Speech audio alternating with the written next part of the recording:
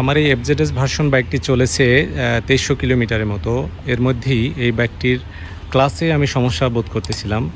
একদিন জার্নি করে খৈয়াছড়া যাচ্ছিলাম, জ্যামের মধ্যে আমি বারবার নিউট্রাল করতে যাচ্ছিলাম, বাট গিয়ার নিউট্রাল হচ্ছে না। অর্থাৎ গিয়ার শিফট করে আমি নিউট্রালে আনতে পারছি না। যদি সামনে দেই তাহলে বেশি পড়ে যায়, যদি উঠাই তাহলে আরও একটা পড়ে যায়। তো পরবর্তীতে আমার দ্বিতীয় সার্ভিসিং ছিল, সার্ভিসিং সেন্টারে গেলাম।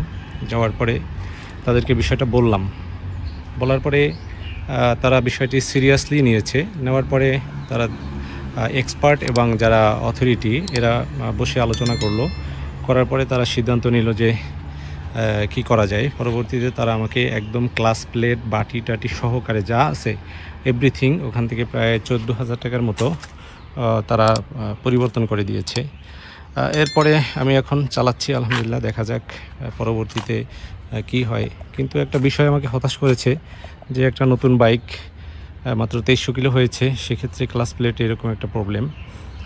যদিও আমার ইয়ামাহার এই গিয়ার শিফটিংয়ের যে ক্লাসটা অনেক হার্ড মনে হয়। কার কাছে কীরকম লাগে আমি জানি না, বাট আমার কাছে খুবই হার্ড মনে হয়।